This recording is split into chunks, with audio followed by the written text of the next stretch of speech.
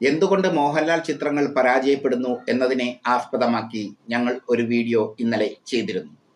അതിനോട് പോസിറ്റീവായും നെഗറ്റീവായും പ്രതികരിച്ചവരുണ്ട്. പോസിറ്റീവായും നെഗറ്റീവായും പ്രതികരിച്ചവർക്കെല്ലാം നന്ദി.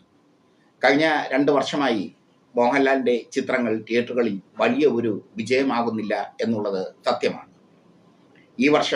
കഴിഞ്ഞ വർഷം 2024 ഇറങ്ങിയ 2 ചിത്രങ്ങളും തകർന്ന് തരിപ്പണമാകുന്ന കാഴ്ചയും നമ്മൾ കണ്ടു. അതിനുള്ള കാരണങ്ങൾ ഇന്നലെ ചെയ്ത വീഡിയോയിൽ ഞാൻ വിശദീകരിച്ചിരുന്നു. മറുവശത്ത് മോഹൻലാലിന് എന്നും എതിരാളിയായി നിൽക്കുന്ന താരമാണ് മമ്മൂട്ടി. 73-ാം വയസ്സിലും മമ്മൂട്ടി അത്ഭുതപ്പെടുത്തുന്നു മലയാളിയെ. 2023-ലും 2024-ലും മമ്മൂട്ടിയുടെ റെക്കോർഡുകൾ പരിശോധിച്ചു കഴിഞ്ഞാൽ അദ്ദേഹം താരപദവിയിൽ സുരക്ഷിതനാണ് എന്ന് മാത്രമല്ല 2024-ലെ അദ്ദേഹത്തിൻ്റെ ചിത്രങ്ങൾ വൻ വിജയമായി മാറുകയും ചെയ്തു. 2023-ലും 2024-ലും അദ്ദേഹത്തിൻ്റെ ചിത്രങ്ങൾ വൻ വിജയമായതോടെ മോഹൻലാലിനേക്കാൾ പ്രതിഫലം വാങ്ങുന്ന നടനായി മമ്മൂട്ടി മാറിയിരിക്കുന്നു. അതാണ് ഏറ്റവും ശ്രദ്ധേയമായ കാര്യം. കഴിഞ്ഞ കാലം വരെ മോഹൻലാലായിരുന്നു മലയാള സിനിമയിൽ, കഴിഞ്ഞ 2 വർഷത്തിന് മുമ്പ് വരെ മോഹൻലാലായിരുന്നു മലയാള സിനിമയിൽ ഏറ്റവും കൂടുതൽ പ്രതിഫലം വാങ്ങിയിരുന്നു. ഇപ്പോൾ ഏറ്റവും കൂടുതൽ പ്രതിഫലം വാങ്ങുന്നത് മമ്മൂട്ടിയാണ്. മമ്മൂട്ടിയുടെ ഇപ്പോഴത്തെ പ്രതിഫലം 20 കോടിക്ക് മുകളിലെന്നാണ് സിനിമാ വൃത്തങ്ങളിൽ നിന്ന് കിട്ടുന്ന റിപ്പോർട്ടുകൾ പറയുന്നു. അതിന് കാരണവുമുണ്ട്. 2023-ൽ അദ്ദേഹം അഭിനയിച്ച ഒരു ചിത്രമൊഴിച്ച് ബാക്കിയെല്ലാം വമ്പൻ വിജയമായിരുന്നു. നൻപകൽ നേരത്ത് മയക്കം എന്ന ചിത്രം എത്ര മനോഹരമായാണ് മമ്മൂട്ടി ആ വിഷയം ഏറ്റെടുത്തത്. ഒരു ഉച്ച സമയത്തെ മയക്കം, ഒരു പകൽ സമയത്തെ മയക്കം. ലിയോ ജോസ് പല്ലിശ്ശേരിയാണ് അതിൻ്റെ സംവിധായകൻ. അതിൽ മമ്മൂട്ടി അവതരിപ്പിച്ച കഥാപാത്രം അസാധ്യ കഥാപാത്രമാണ്. മമ്മൂട്ടി ഒരു അബദ്ധവും കാണിച്ചു. ക്രിസ്റ്റഫർ എന്ന ബി ഉണ്ണികൃഷ്ണന്റെ പടത്തിൽ കയറി അഭിനയിച്ചു. അത് 8 നിലയിൽ പൊട്ടി. പക്ഷെ അതിനുശേഷം മമ്മൂട്ടി വളരെ ശക്തമായി തിരിച്ചു വന്നു കണ്ണൂർ സ്കോഡിലൂടെ. കണ്ണൂർ സ്കോഡ് മലയാളത്തിലെ കളക്ഷൻ റെക്കോർഡുകൾ ഭേദിച്ചു. അതിനുശേഷം കാതൽ ദി കോർ എന്ന ചിത്രം, ആ ചിത്രത്തിൽ അഭിനയിച്ചതിന് മമ്മൂട്ടിയെ അഭിനന്ദിക്കാതെ വയ്യ. 73-കാരനാണ് കാതൽ ദി കോറിൽ സ്വർഗ അനുരാഗിയായ ഒരു വ്യക്തിയായി അഭിനയിച്ചത്. അതും വമ്പൻ വിജയമായി മാറി. 2023-ൽ നൻപകൽ നേരത്തെ മയക്കവും കണ്ണൂർ സ്കോഡും കാതൽ ദി കോറുമായി മലയാളികളെ വിസ്മയിപ്പിച്ചു കളഞ്ഞു മെഗാതാരം. ഇതോടുകൂടിയാണ് അദ്ദേഹത്തിൻ്റെ പ്രതിഫലം കുതിച്ചുയർന്നത്, പൊന്നിൻ വിലയായി മാറിയത്. 73-ാം വയസ്സിലും പൊന്നിൻ വിലയായി നിൽക്കുകയാണ് മമ്മൂട്ടിയുടെ മാർക്കറ്റ് വാല്യൂ. 2024-ൽ അദ്ദേഹം അഭിനയിച്ചത് 3 ചിത്രങ്ങളിൽ. എബ്രഹാം ഓസ്ലർ, ഭ്രമയുഗം, ടർബോ. ഇതിൽ എബ്രഹാം ഓസ്ലറിന് മമ്മൂട്ടിയുടെ പ്രകടനം ശ്രദ്ധേയമാണ്. ഗസ്റ്റ് റോളാണ്, പക്ഷെ ആ ചിത്രത്തിന്റെ വിജയത്തിന് മമ്മൂട്ടി വലിയൊരു ഘടകമായി മാറി. ജയറാമിനെ സംബന്ധിച്ചിടത്തോളം എബ്രഹാം ഓസ്ലർ എന്ന ടൈറ്റിൽ റോൾ ചെയ്ത സിനിമയും അദ്ദേഹത്തിന് നേട്ടമായി മാറിയെങ്കിലും ആ നേട്ടത്തിന് പ്രധാന കാരണക്കാരൻ മമ്മൂട്ടി അവതരിപ്പിച്ച കഥാപാത്രമാണ്. അസാധ്യമായ കഥാപാത്രം.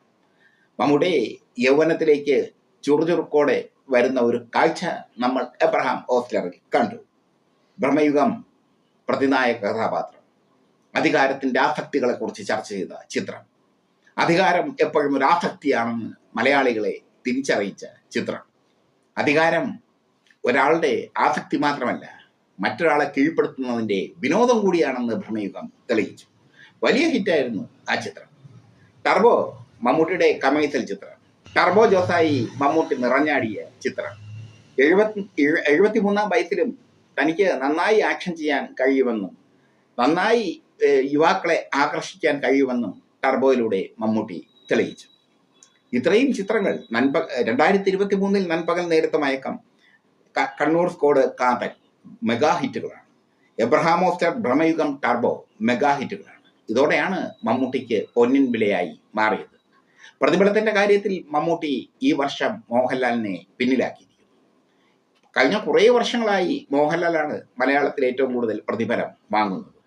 ആ ഒരു കീഴ്വഴക്കം മമ്മൂട്ടി അട്ടിമറിച്ചിരിക്കുന്നു. മുമ്പ് രാജമാണിക്യമൊക്കെ ഇറങ്ങിയ കാലത്ത് മമ്മൂട്ടിക്ക് പൊന്നിൻ വിലയായിരുന്നു. ആ വില ഇപ്പോഴും, ആ മാർക്കറ്റ് വാല്യൂ മമ്മൂട്ടി തിരിച്ചു പിടിച്ചിരിക്കുന്നു കഴിഞ്ഞ 2 വർഷങ്ങളിൽ. ഒന്ന് ആലോചിച്ച് നോക്കൂ. 73 വയസ്സുണ്ട് അദ്ദേഹത്തിന്. 73-ാമത്തെ വയസ്സിലും മെഗാസ്റ്റാറായി നിലനിൽക്കുക എന്നുള്ളത് വലിയ ഒരു പരിശ്രമം തന്നെയാണ്. അദ്ദേഹത്തിന് മാത്രം കഴിയുന്ന ഒരു സിദ്ധി തന്നെയാണ്. മാത്രമല്ല, ഈ കഥാപാത്രങ്ങളെ തിരഞ്ഞെടുക്കുന്ന രീതി, അദ്ദേഹം കൃത്യമായി അദ്ദേഹത്തിന്റെ സിഗ്നേച്ചർ ഇട്ട് കഥാപാത്രങ്ങളെ തിരഞ്ഞെടുക്കുന്നു. അതാണ് അദ്ദേഹത്തിൻ്റെ പ്രത്യേകത. 2024 അദ്ദേഹത്തിൻ്റെ 3 ചിത്രങ്ങളും ഞാൻ കണ്ട ചിത്രങ്ങളാണ്. അതിൽ എബ്രഹാം ഓസ്ലർ എന്ന ചിത്രത്തിലെ അഭിനയം വളരെ ശ്രദ്ധേയമായിരുന്നു. ഭ്രമയുഗം വളരെ വ്യത്യസ്തമായ ഒരു ചിത്രമായിരുന്നു. ഭ്രമയുഗം, ടർബോ, ഇതാണ് 3 ചിത്രങ്ങൾ. ഒന്ന് നമ്മൾ മനസ്സിലാക്കേണ്ടത്, ഈ നൻപകൽ നേരത്ത് മയക്കം എന്ന ചിത്രത്തിൻ്റെ അതൊരു ബോധധാരാ രീതിയിലുള്ള ചിത്രമാണ്.